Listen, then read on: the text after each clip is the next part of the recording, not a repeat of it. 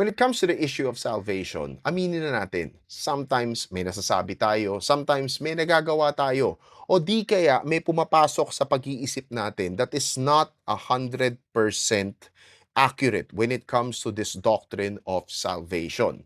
And hindi naman natin sinasadya to, no? Sometimes we do it because hindi pa tayo well informed. Let me show you or let me share with you some illustrations of what I mean. I got baptized 3 times. The first 2 times, hindi ko naintindihan. The third time, nagpa-baptize ako uli. I was already a believer at this time. Pero naisip ko magpa-baptize ako uli kasi sabi ng barkada ko, I should be baptized in the name of the Lord Jesus, not in the name of the Father, Son, and of the Holy Ghost. So, para sa akin, I didn't think na this whole issue about faith and works, hindi ko naisip yun. I just thought na I want to make it right with God. If this is the right way to get baptized, no, then so be it. I'll just get baptized again, no, just to be sure. I wasn't thinking about earning my salvation or not having any faith in God, no. Ang naisip ko lang, if this is what He wants, then I'll do it. No questions asked. But frankly speaking, today, I think it's unnecessary. I think it's naive, no?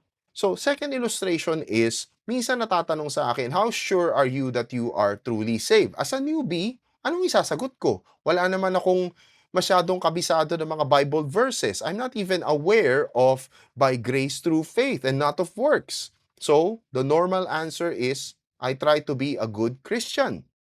No? Does it mean to say I'm trying to earn my salvation? Of course not. No? Hindi ko naisip itong mga bagay-bagay na ito. Okay? Third illustration.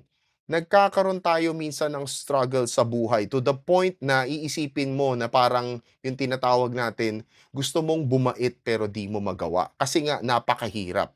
And you tend to question, baka naman hindi ako tunay na Kristiyano, baka naman hindi ako saved, no? O di kaya baka hindi na ako patawarin ng Panginoon. Sometimes nagkakaroon tayo ng ganong klaseng pananaw, pag-iisip, na hindi totally tugma, no, when it comes to the doctrine of salvation. Does it mean to say that we are trying to earn our own merits? We're trying to work our way into heaven? Of course not. You see where I'm getting at? Sometimes, no, meron tayong nagagawa, nasasabi, meron tayong naiisip that is not 100%, no? That is not 100% reflection of what the gospel is all about. But it doesn't mean to say we are not saved.